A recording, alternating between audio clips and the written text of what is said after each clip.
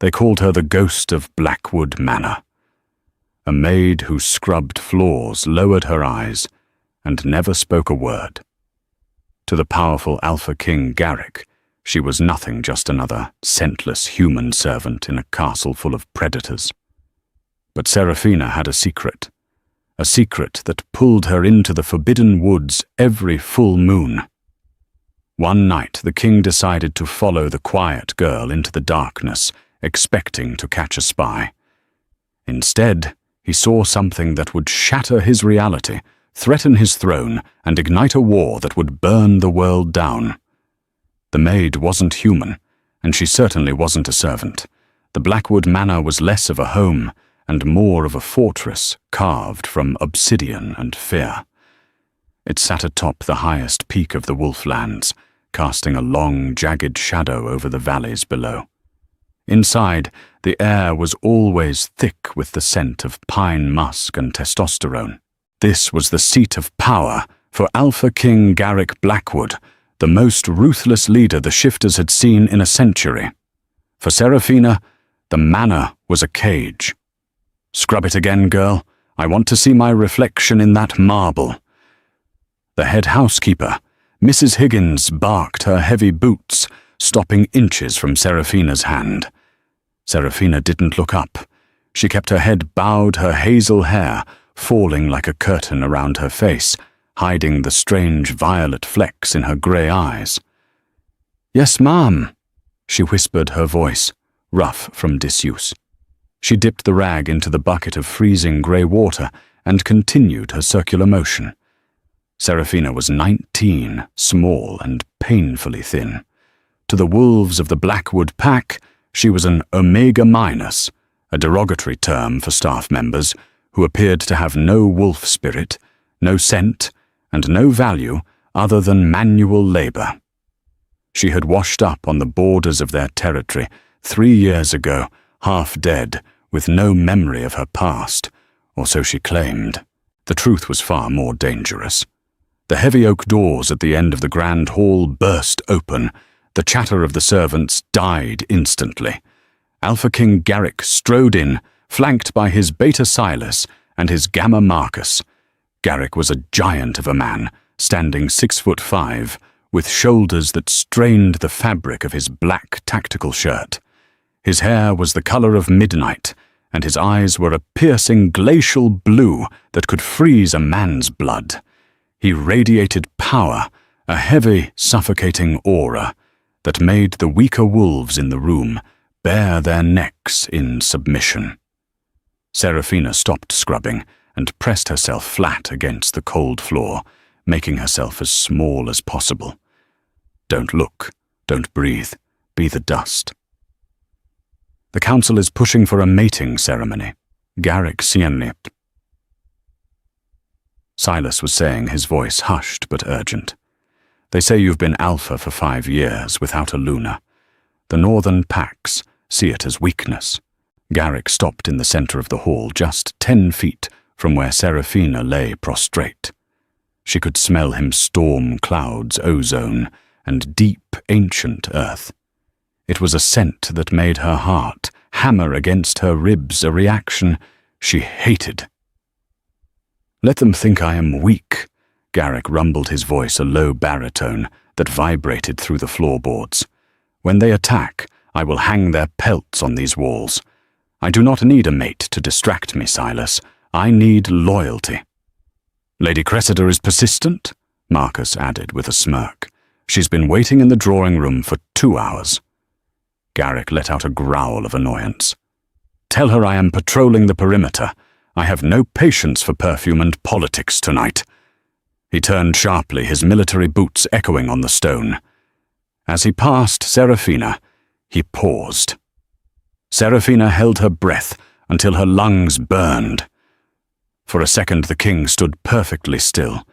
He tilted his head, inhaling deeply. His nostrils flared. "What is that?" Garrick murmured more to himself than his men. "What is what, Alpha?" Silas asked, confused. "That smell, like wild lavender and ozone." Garrick frowned, scanning the room. His gaze swept over the servants, lingering for a fraction of a second on Seraphina's trembling form, but she was covered in grime, smelling of soapy water and lye. He shook his head, dismissing it. Nothing. Just the cleaning chemicals. Let's go. They marched out, the heavy doors slamming behind them. Seraphina exhaled a shaky breath, clutching her chest. That was too close. The suppression herbs she drank in her tea every morning were wearing off. Tonight was the blood moon. The one night of the year when her magic was too potent to hide, when the wolf buried deep inside her, the one she had suppressed since the slaughter of her family demanded to run. She looked at the grandfather clock. 11:45 p.m. She had to get out. Now, the transition from the suffocating manor to the crisp night air was like drinking cold water after a drought. Seraphina moved like a phantom, slipping through the servants' exit near the scullery. She knew the patrol rotations by heart. Marcus's team covered the east wall every 20 minutes. She had exactly a 3-minute window to cross the open garden and reach the tree line. She wore a dark, oversized cloak she had stolen from the laundry lost and found. It swallowed her small frame. She didn't run. Running triggered the predator instinct in the guards. She walked with purposeful swiftness, sticking to the shadows cast by the decorative hedges. Clear. She bolted across the final stretch of lawn and dived into the embrace of the forbidden woods. These woods were off limits to everyone but the Alpha and his elite guard. Legend said the forest was haunted by the spirits of the ancients, but Seraphina didn't fear ghosts. The forest knew her. As soon as her boots hit the mossy earth, the wind seemed to whisper her name. Seraphina. Daughter. She ran deeper, the terrain growing rougher. Brambles tore at her cloak, but the thorns seemed to retract before they could scratch her skin. She wasn't just a werewolf. She was something else entirely, a bloodline, thought to be extinct. 2 miles in, she reached the clearing, the Silver Glade. It was a perfect circle of ancient white oaks, their branches interlocked to form a natural cathedral. The moonlight filtered through, bathing the clearing in an ethereal blue-white glow. Seraphina threw off her cloak. She stood in her simple grey shift dress, shivering not from cold, but from anticipation. "Okay," she whispered to the moon. "I'm here." She closed her eyes and let the barrier in her mind drop. Pain exquisite and sharp ripped through her. Bones snapped and reformed. But unlike other wolves who screamed through the shift, Seraphina endured it in silence. Her body contorted fur sprouting until where the girl had stood, a magnificent wolf now remained. She was not the usual brown or grey of the Blackwood wolves. She was pure, blinding white, smaller than an alpha, but radiating a strange, luminescent energy. And her eyes were a glowing electric violet. She threw her head back and let out a howl. It wasn't a sound of aggression. It was a melody, a song of sorrow and freedom that wove through the trees. As she howled, the forest reacted. Flowers bloomed instantly around her paws. The dying grass turned a vibrant, healthy green. Fireflies danced out of the darkness, swirling around her like a living cyclone. This was her curse, and her gift, the life-bringer. But she was so lost in the euphoria of the shift that she didn't hear the twig snap 50 yards away. Garrick Blackwood had not gone on patrol. He had felt a pull, a physical tug in his gut that he couldn't explain. It felt like a tether attached to his soul, dragging him toward the forbidden woods. He had left Silas and Marcus at the gate, commanding them to stay back. He needed to hunt this feeling alone. He moved through the forest in his human form, his senses dialed to the maximum. He was a predator, the apex of this territory. Nothing moved in his woods without his permission. Then he heard it. The howl. It stopped him dead in his tracks. It wasn't the howl of an intruder challenging his authority. It was beautiful. It sounded like heartbreak. Garrick moved silently, his tactical boots making no sound on the forest floor. He followed the sound to the silver glade. He kept downwind, hiding behind the massive trunk of a fallen redwood. He peered over the edge, expecting a rogue wolf. What he saw made his breath hitch in his throat. A white wolf, a creature of pure starlight. He had never seen a coat that color. It was a myth. And the magic. He could literally see the life force pouring off her, healing the forest floor. What is this creature? Garrick thought, his logical mind warring with his instincts. His wolf, a beast named Titan, who rarely spoke, suddenly woke up and slammed against the walls of his mind. "Mate!" Titan roared. "She is ours!" Garrick gripped the bark of the tree, his knuckles turning white. Mate. Impossible. The moon goddess had forgotten him years ago.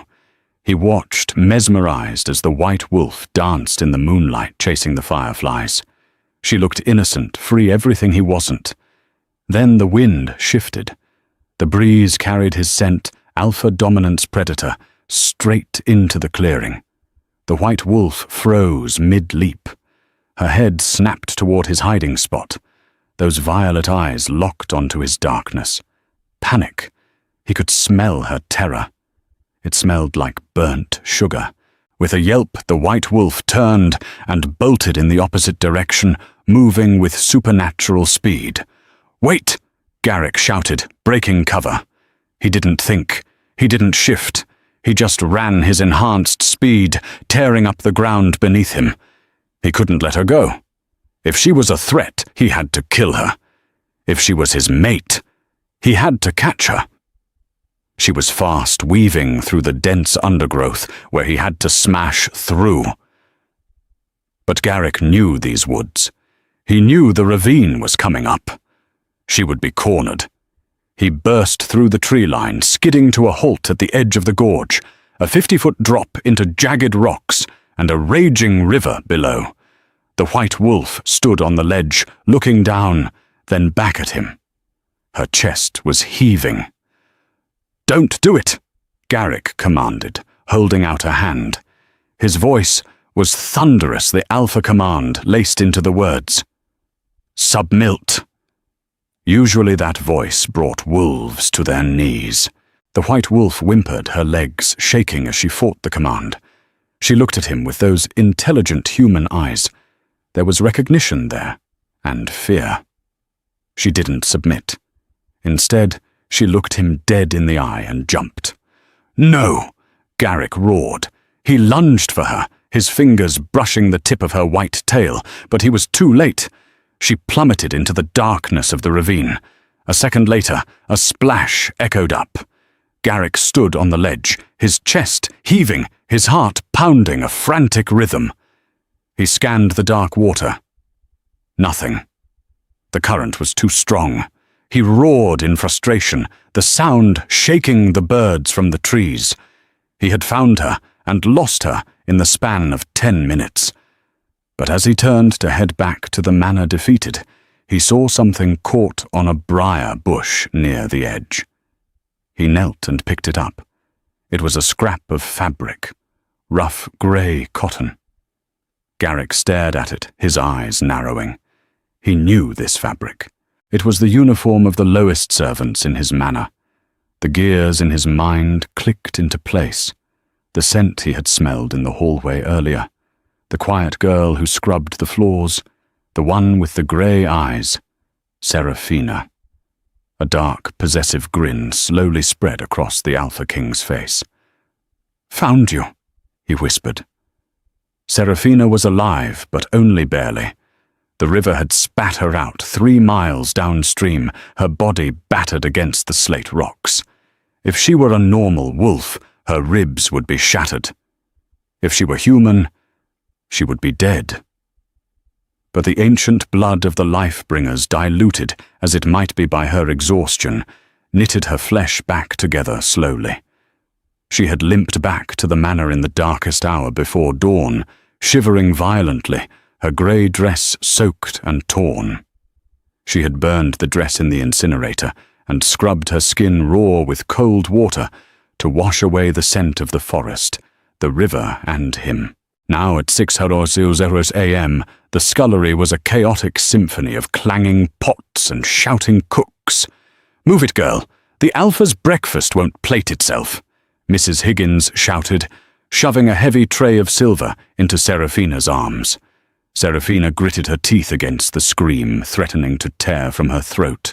Her left side was a canvas of purple bruising, hidden beneath a fresh, scratchy wool uniform. Every breath felt like inhaling broken glass. "Yes, Mrs. Higgins," she rasped, keeping her head down. She moved to the long wooden table to polish the silver. Her hands shook. He saw me. He touched my tail. He knows. Paranoia was a cold hand squeezing her heart. Every time the door opened, she flinched. She told herself he couldn't know. To him, she was a scentless, invisible servant. The white wolf was a mystery, and Seraphina was just dust. Suddenly, the chatter in the kitchen died. It happened so fast it was as if the air had been sucked out of the room. Seraphina froze. She didn't need to look up to know who it was. The scent hit her first ozone dark earth and raw, terrifying power. Alpha King Garrick stood in the doorway of the kitchens. He never came here. The kitchens were beneath notice. Yet there he was, filling the frame his presence so overwhelming that the chef, a stout beta named Gordon, dropped a ladle into a pot of soup with a loud splash. "Leave us," Garrick said. His voice was calm, but it carried the weight of a gavel striking a judge's bench. My king," Gordon stammered. "Everyone out, except the cleaning staff." The cooks scrambled for the exits like rats fleeing a sinking ship. Within seconds, only the 6 maids, including Mrs. Higgins and Seraphina, remained. They lined up against the stainless steel counters, heads bowed, trembling. Garrick walked into the room slowly. He was in his casual wear today, black jeans and a tight grey thermal that accentuated the muscles of his chest. His expression was unreadable, his face a mask of cold stone. But his eyes were hunting. He walked down the line. He stopped in front of Sarah, a blonde Omega. He sniffed the air near her, then moved on. He stopped at Mrs. Higgins, who looked like she might faint. He ignored her. He stopped in front of Seraphina. Her heart hammered against her bruised ribs like a trapped bird. She stared at his black boots. "Please go away. Please. Look at me," Garrick commanded softly. Seraphina forced her chin up. It took every ounce of her will to meet those glacial blue eyes. They were searching, dissecting her. "What is your name?" he asked. "Seraphina, my king," she whispered. "Seraphina." He tested the word on his tongue as if tasting it. "You were scrubbing the grand hall last night." "Yes, my king." "And after that, where did you go?" I went to bed." "My king!" "I was tired." The lie tasted like ash. Garrick took a step closer. He invaded her personal space, his large frame towering over her small one. He was close enough that she could feel the heat radiating from his body. "To bed," he repeated. "Strange. Because my guards found mud on the servant's entrance handle. River mud." Seraphina stopped breathing. "And?" Garrick continued his voice, dropping to a dangerous purr. "I found this near the ravine." He reached into his pocket and pulled out the scrap of grey fabric. He held it up to her shoulder. It was a perfect match for the uniform she was wearing, though she had changed into a new one. "A wolf jumped off that cliff last night, Seraphina. A very special wolf. And I think that wolf was wearing this." Mrs. Higgins let out a gasp. My King Seraphina is an Omega Minus. She has no wolf. She can't even shift. Garrick didn't look at the housekeeper. His gaze remained locked on Seraphina's violet grey eyes. Is that true, Seraphina? Do you have no wolf? I am nothing, my king. She stammered, tears pricking her eyes. Just a maid. Garrick studied her for a long, agonizing moment. Then his hand moved. He reached out and gripped her left arm right over the deep bruise she had sustained from the fall. Pain exploded up her shoulder. It was blinding. Seraphina's vision went white. A normal person would have screamed. A normal wolf would have growled. Seraphina did neither. She bit the inside of her cheek until she tasted blood, her body going rigid, but she didn't pull away. She did not make a sound. She forced herself to remain the statue, the invisible girl. Garrick felt her tremble. He felt the heat of the injury beneath the fabric. He knew she was in agony, and he saw the way she refused to show it. That stoicism. It wasn't the reaction of a weak servant. It was the discipline of a warrior. He released her arm abruptly. Mrs. Higgins, Garrick said, turning away, his face unreadable. Yes, Alpha. Seraphina is reassigned, effective immediately. Seraphina clutched her throbbing arm. Reassigned. Garrick paused at the door, glancing back over his shoulder. The ghost of a smile, predatory and dark, touched his lips. You are no longer a cleaning maid. You are my personal server. You will attend to me in the Alpha Wing. Move your things. You start tonight at dinner. He walked out, leaving Seraphina, standing in the stunned silence of the kitchen, her fate sealed. He wasn't executing her. He was bringing her into the lion's den to play with his food. The Alpha Wing was a different world. Where the servants' quarters were damp and grey, the Alpha Wing was gold mahogany and velvet. It smelled of power. Seraphina had been given a room, a real room with a window and a bed that didn't sag, but she couldn't relax. This wasn't a promotion. It was an interrogation cell with silk sheets. She had spent the afternoon trying to heal her arm, using the small scraps of magic she could summon, without glowing, but the damage was deep. She wrapped it tightly in bandages under her new uniform, a crisp black dress with white lace, much higher quality than her rags, but tighter. It emphasized a figure she usually tried to hide. Well, well, look what the cat dragged in. Seraphina froze in the hallway. Standing before the double doors of the private dining room was Lady Cressida. Cressida was stunning, a high-ranking beta female with cascading blonde hair, icy green eyes, and a figure that men killed for. She was the daughter of the Alpha of the River Pack, and everyone knew she intended to be Garrick's Luna. She looked Seraphina up and down with a sneer of pure disgust. I heard Garrick picked up a stray from the kitchens, Cressida drawled, stepping closer. She smelled of expensive roses and rot. Tell me, little rat, what trick did you pull? Did you drop a handkerchief? Flash an ankle? I am just following orders. My lady, Seraphina said, softly, keeping her gaze on the floor. Orders, Cressida scoffed. She circled Seraphina. Let's get one thing clear. Garrick is bored.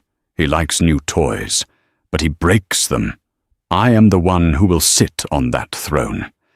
If you think you can bat your grey eyes and change, that I will skin you myself. I have no such intentions, my lady. Good. Cressida leaned in her voice, a hiss. Tonight there are dignitaries from the Southern Pack. Don't embarrass the king. If you spill a single drop, I'll have you thrown into the dungeons. Cressida shoved past her, checking her shoulder into Seraphina's bad arm. Seraphina gasped, clutching the wall to keep from falling, sweat breaking out on her forehead. She took a deep breath. Survive the night. Just survive the night. The dining room was magnificent, lit by 100 candles. A long table was set for 12. Garrick sat at the head, looking like a dark god on his throne. Silas and Marcus were there, along with Lady Cressida seated aggressively to Garrick's right, and the visiting alpha from the south, a loud man named Sterling. Seraphina's job was to pour the wine. She moved around the table like a shadow. The heavy crystal decanter weighed a ton in her injured arm, but she didn't waver. As she reached Garrick, the conversation lulled. "So, Garrick," Alpha Sterling boomed, chewing on a steak bone. "Rumor has it there was a disturbance in your woods last night. My scouts heard a howl. Sounded different." Garrick didn't look at his guest. He was watching Seraphina's hand as she poured the blood-red wine into his goblet. He was watching the way her wrist trembled slightly under the weight. "Just a rogue," Garrick said dismissively. "It's been handled."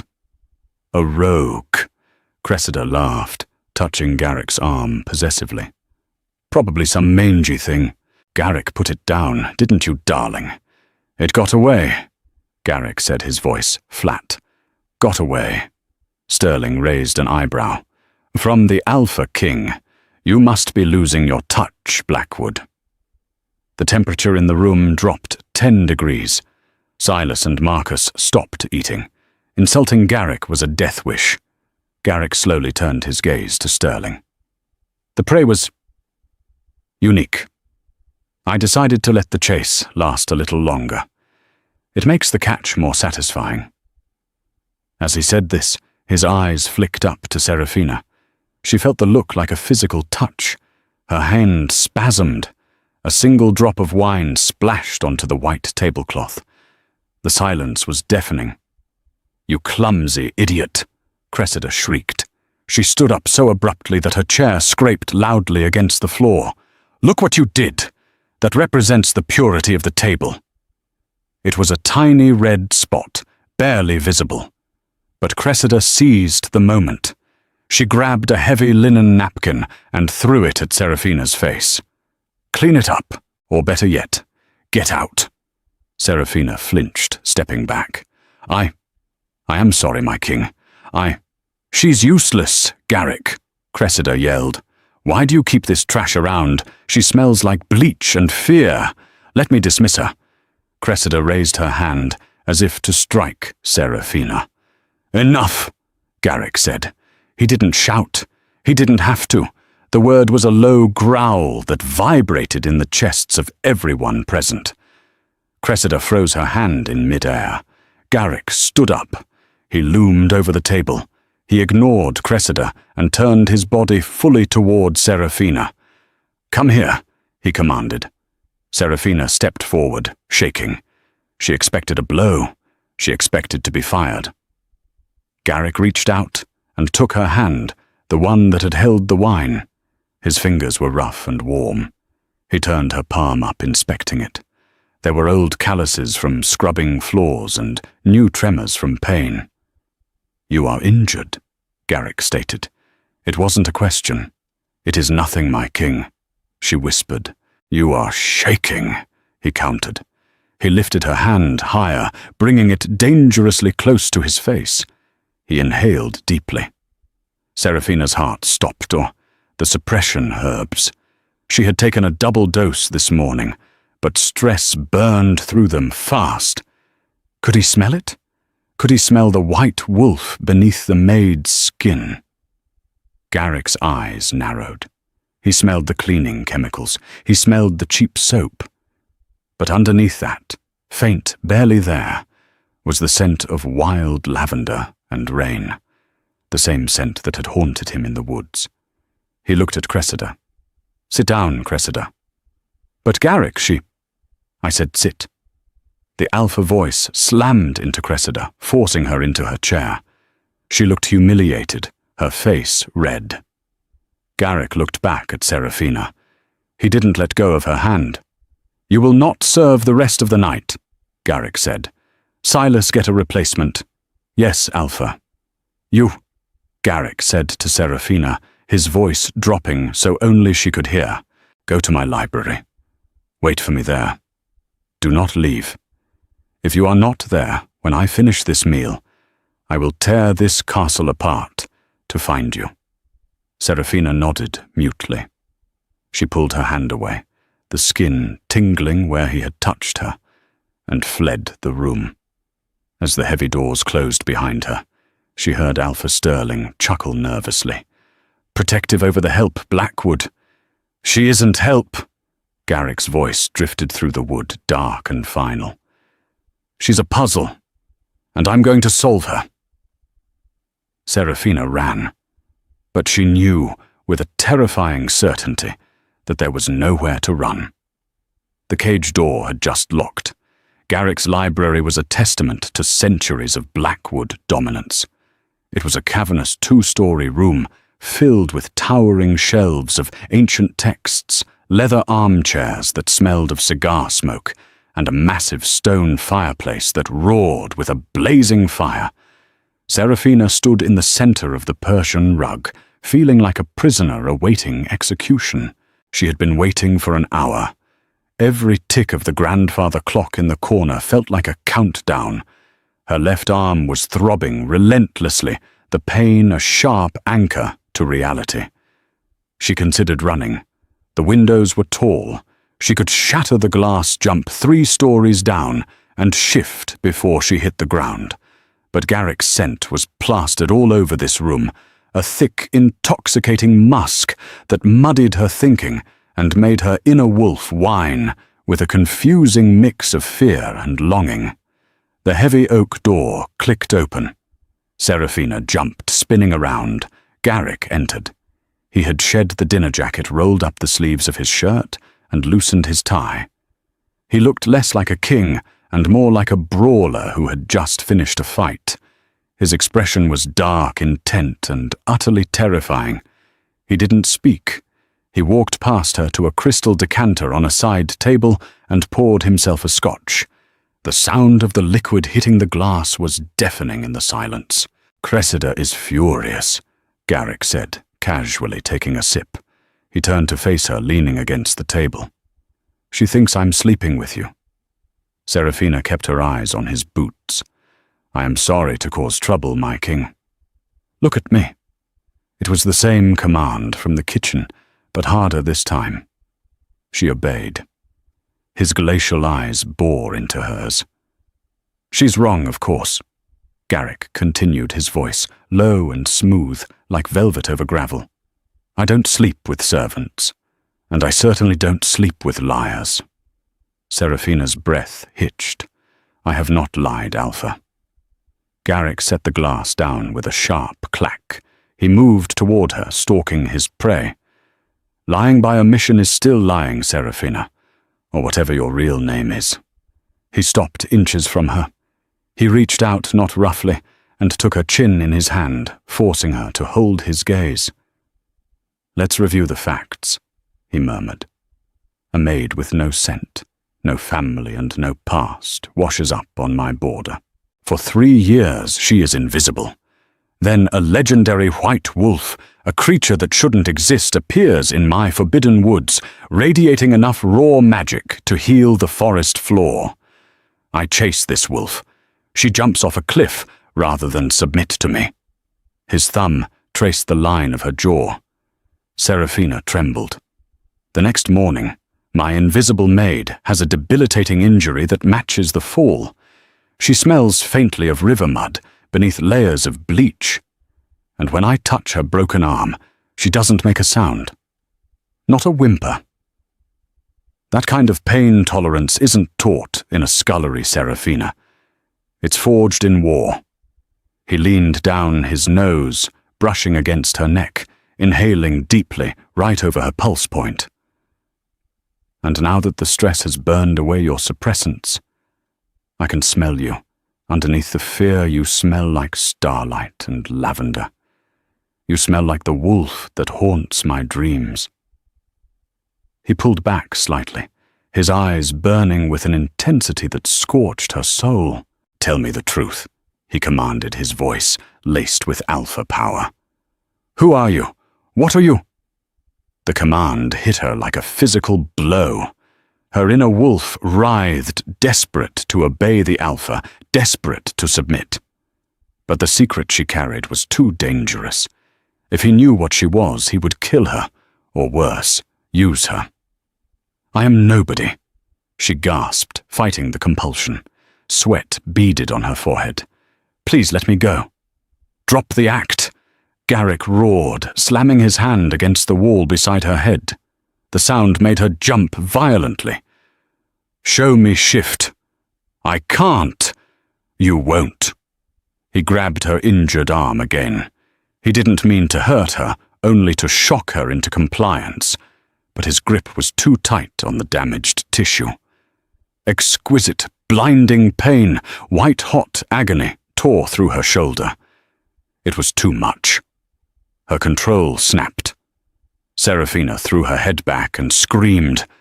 But it wasn't a human scream. It was a guttural harmonic cry that shattered the glass of the Scotch tumbler on the table. And then the explosion happened. A wave of pure, blinding violet energy erupted from her body. It slammed into Garrick, throwing the massive Alpha King backward across the room. He crashed into a bookshelf, sending ancient tomes tumbling down. Serafina fell to her knees, gasping.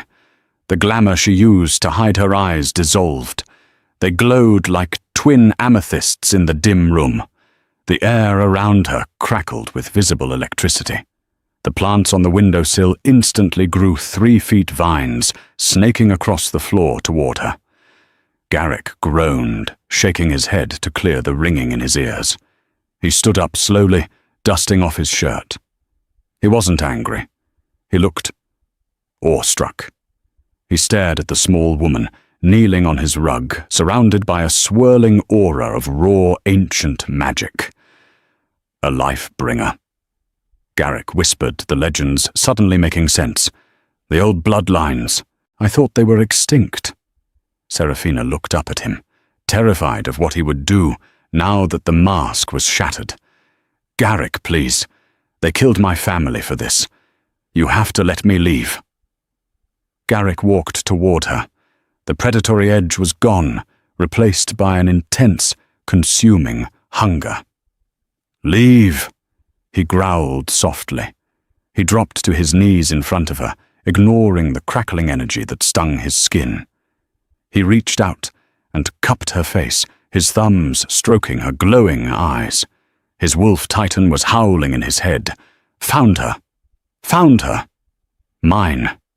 You are never leaving. Garrick swore, his voice rough with emotion. You are the white wolf. You are a life-bringer. And by the goddess herself, you are my mate. Serafina's breath caught. Putte. Before she could process the words, the silence of the night was shattered by a sound far worse than breaking glass. It was the alarm siren, the high-pitched wail that meant only one thing: the manor walls had been breached. The romantic tension in the library evaporated instantly, replaced by cold adrenaline.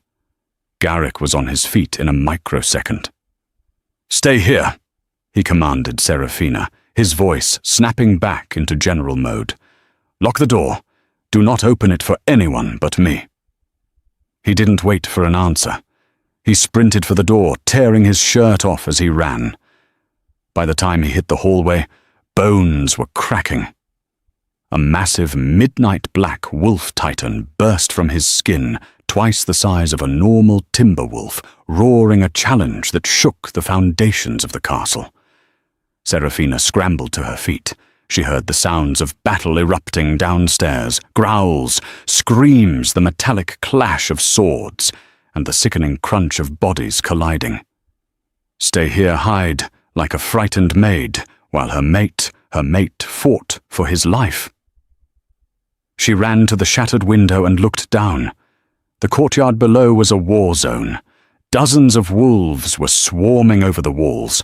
They weren't rogues. They were organized, militaristic, and huge. Their fur was a pale, icy grey. The northern pack, the ruthless warriors from the frozen wastes.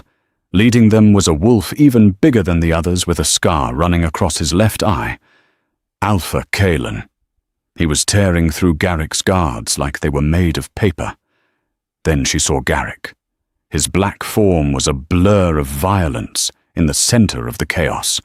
He fought with the fury of a demon, taking down 3 northern wolves at once. But there were too many. She watched horrified as Kalen blindsided Garrick, tackling him to the ground. The 2 alphas rolled, snapping jaws aimed at throats. Kalen was younger, faster. He got the upper hand, pinning Garrick down, his massive jaws opening wide over Garrick's neck. No. Something primal and ancient woke up inside Serafina. It wasn't just the wolf. It was the magic. The legacy of the Lifebringers wasn't just about growing flowers. It was about protecting life at all costs. She didn't think. She didn't use the stairs. Serafina leaped from the 3rd-story window. She shifted in mid-air. The pain of her arm vanished as her bones reformed into the sleek, powerful shape of the white wolf. She hit the courtyard pavement, not with a thud, but with an explosion of light. The battlefield froze. Every wolf friend and foe stopped and stared. She was incandescent. She glowed so brightly it hurt to look at her. Her violet eyes burned like stars. Kalen, distracted by the sudden light, looked up. That split second was all Garrick needed. He threw the northern alpha off him and scrambled to his feet, standing beside the white wolf. Garrick looked at her, his black wolf eyes wide with a mixture of pride and terror. "I told you to stay." He linked her mind, his mental voice a growl. "You were losing." She linked back her voice, in his head, clear as a bell. Kalen shifted back into his human form. He was a brute of a man, naked, covered in blood and scars. He stared at Serafina with greedy eyes. "The legends are true." Kalen laughed, a wet, rasping sound. "The white bitch lives. No wonder you refused my alliance, Blackwood. You were hoarding the ultimate weapon. Touch her, and you die." Garrick growled, his wolf form radiating menace. "I don't want to touch her," Kalen sneered. "I want to breed her. Think of the army we could create." Garrick roared and launched himself at Kalen. The battle restarted with renewed fury, but this time it was different. Serafina didn't just fight with teeth and claws. She danced through the battlefield. When a Blackwood guard was slashed open, she brushed past him, and her glowing fur knitted his wounds closed instantly. When a northern wolf lunged at her, she unleashed a pulse of blinding light that stunned them, leaving them open for Garrick's guards to finish. She was a beacon of hope and a weapon of mass destruction all at once. Garrick and Kalen were locked in a death match near the fountain. Kalen had a silver dagger poison to wolves hidden in his boot. He drew it and lunged. Garrick saw it too late. The blade was aimed straight for his heart. Serafina saw it. She moved faster than thought. She threw herself between them. The silver blade didn't hit Garrick's heart. It plunged deep into the white wolf's shoulder. A scream of agony tore through the mental link, deafening Garrick. Serafina collapsed, her brilliant light flickering and dimming as the silver poison sizzled in her flesh. Garrick's world turned red. He didn't just roar, he unleashed a sound of pure, unadulterated devastation. He tore into Kalen with a violence that horrified even his own men. He didn't just kill the Northern Alpha, he obliterated him. The remaining Northern Wolves, seeing their leader destroyed and faced with the enraged Alpha King, turned and fled into the night. The battle was over. Silence fell over the courtyard, broken only by the groans of the wounded. Garrick shifted back to human form, naked and covered in blood that wasn't his. He fell to his knees beside the white wolf. Serafina was lying in a pool of her own shimmering blood. The silver dagger was still embedded in her shoulder. Her breathing was shallow. The violet glow in her eyes was fading to a dull grey. "No, no, no!" Garrick begged, his hands shaking as he hovered over the hilt of the dagger. Seraphina, stay with me. You're a life-bringer. Heal yourself. Do it, she whimpered weakly. Can't? Her voice faded in his head. Silver. Too deep. Silas. Garrick roared, tears cutting tracks through the gore on his face. Get the healer now! He looked down at the quiet maid who had turned into a warrior goddess to save him. The secret was out. The war had begun. But none of it mattered if she died in his arms. The royal infirmary smelled of antiseptic copper and terror. Garrick paced the length of the room like a caged tiger, his shirt gone, his skin smeared with drying blood. That wasn't his. Every healer in the Blackwood pack was huddled around the bed where the white wolf lay. She had shifted back to her human form, small, pale, and looking devastatingly fragile against the stark white sheets. The silver dagger had been removed, but the poison had done its work.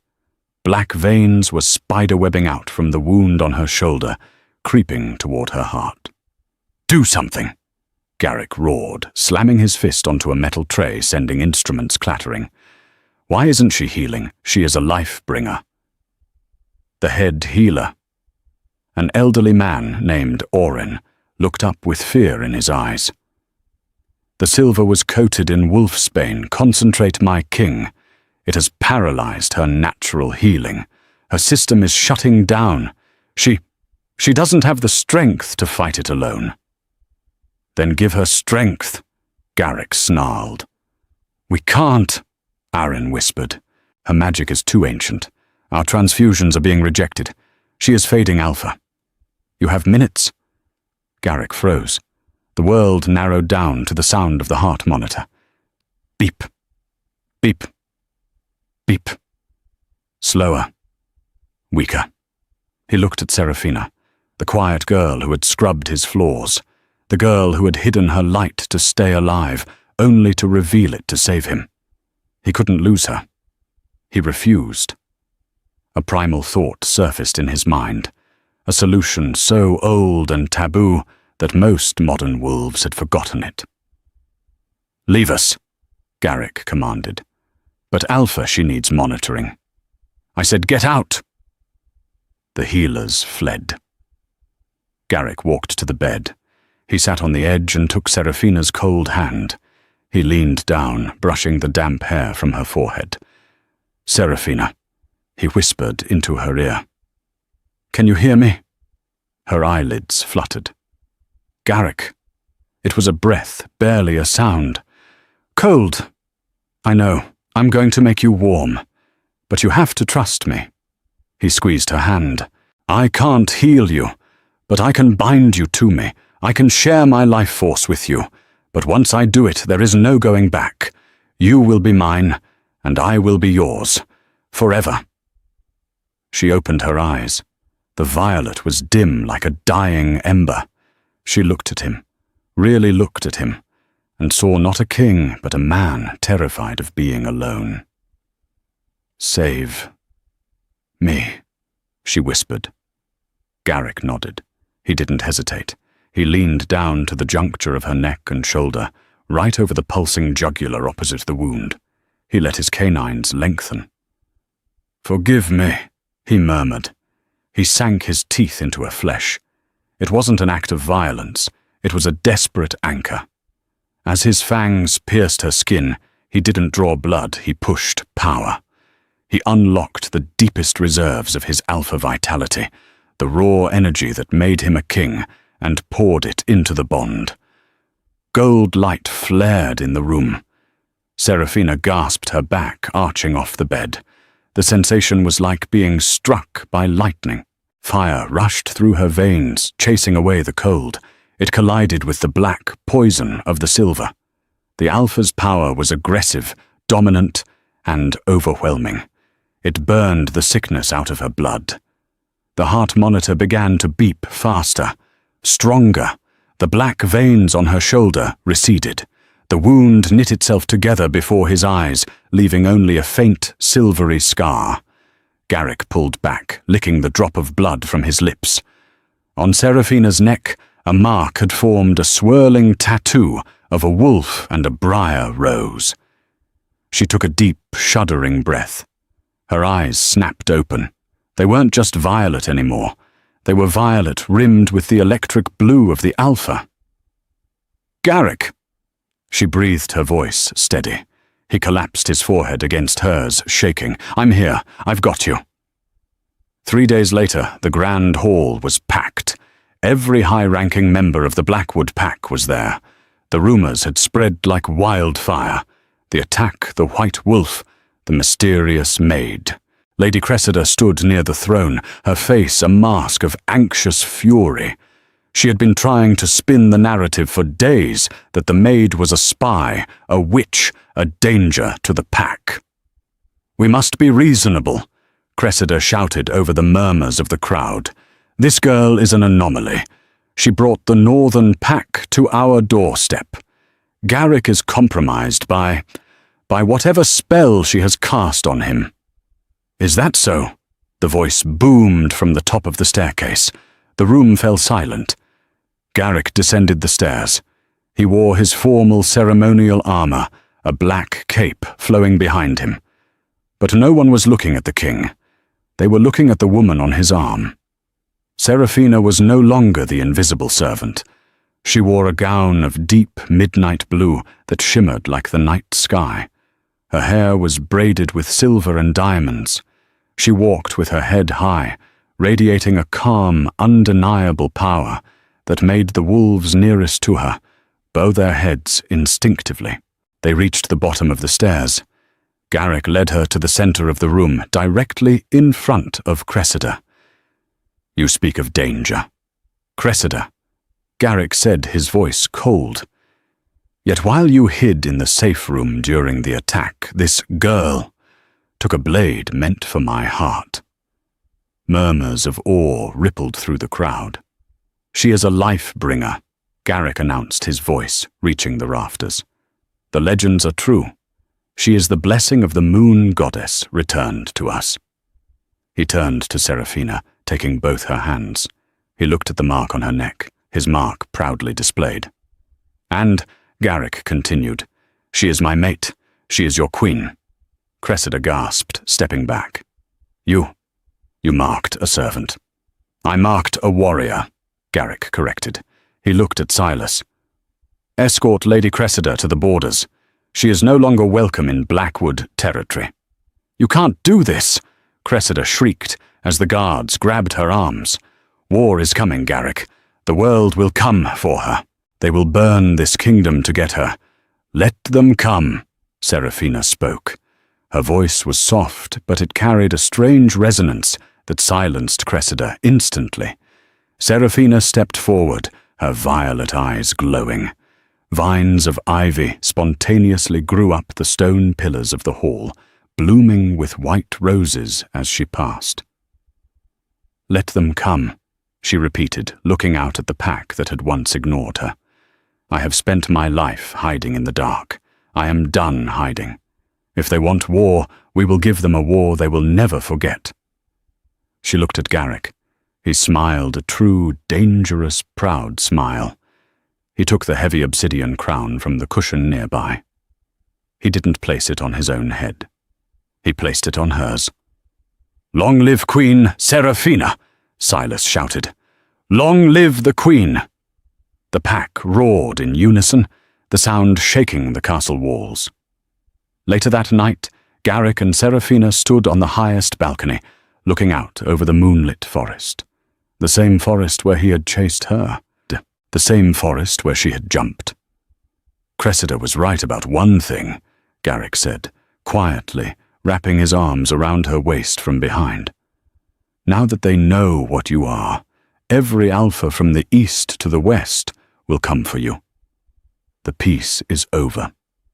Seraphina leaned back against him, feeling the steady beat of his heart against her spine. She looked at her hand, watching tiny sparks of violet light dance between her fingers. I used to think being a life-bringer meant I could only heal, she whispered. But nature isn't just about flowers, Garrick. Nature is storms. Nature is the wolf. She turned in his arms, looking up at her mate, the Alpha King, who had seen her when she was invisible. We will build a new world, she promised. And God help anyone who tries to burn our woods. Garrick kissed her, sealing the promise under the light of the full moon. The quiet maid was gone.